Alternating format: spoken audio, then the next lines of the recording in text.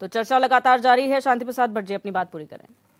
तो मैं ये कह रहा था कि देखिए, भारतीय जनता पार्टी के इस बार के चुनाव में जो जनता के बीच में संदेश गया, व्यक्ति विशेष, मोदी की गारंटी, और पूरे चुनाव में मोदी जी ये नहीं बता पाए कि उन्होंने इन 10 वर्षों में क्या गारंटी दी। अगर राम मंदिर उनका मुद्दा था तो पूरे चुनाव में उन्होंने राम मंदिर के लिए एक शब्द नहीं बोला। परिणाम आपके सामने है।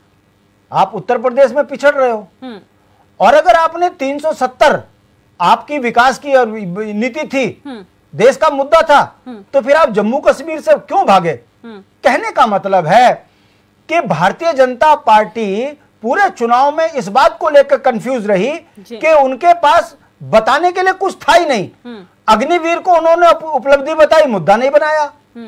ओल्ड पेंशन खत्म कर दी, उससे राष्ट्र को क्या लाभ हुआ, बता नहीं पाए। मगर जब जनता ने पूछा कि आपने बड़े बड़े उद्योगपतियों को करोड़ों, बीसियों लाख करोड़ रुपए छोड़ दिया, तो फिर आपको पेंशन देने में क्या दिक्कत आ रही थी? इस पे आप कुछ नहीं बोल पाए।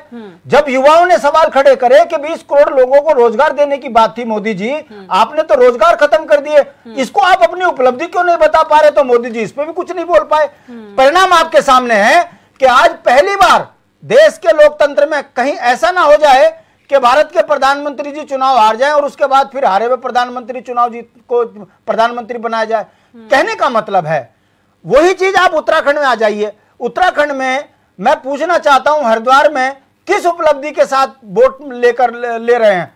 अगर वो मुख्यमंत्री फेलियर थे तो फिर वो सांसद सफल कैसे हो सकते हैं? और जो पिछले सांसद थे, यदि वो नकारा थे, तो फिर भारतीय जनता पार्टी को वोट पड़ कैसे सकता है? ऐसी पौड़ी के अंदर जो महिलाओं में फटी जींस देख रहे थे, आपने उनका टिकट काट दिया।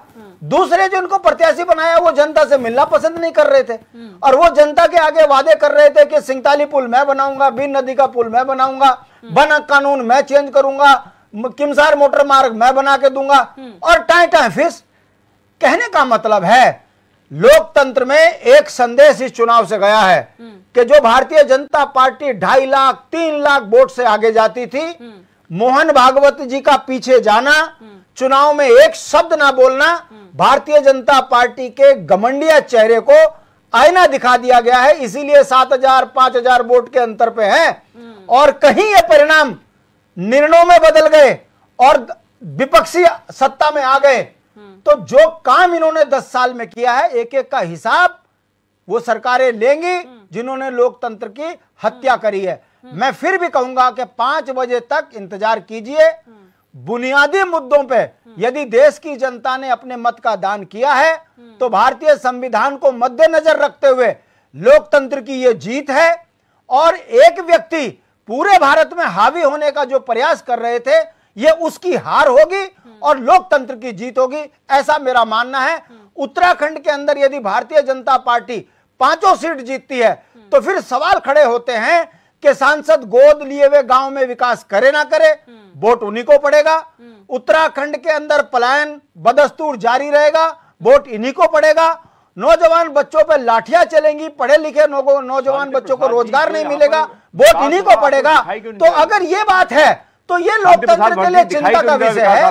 चिंता, देखिए मैं अपनी बात कह रहा हूं, आप बहुत ज्यादा मतलब फिर आप सवाल आप जीत रहे तभी सवाल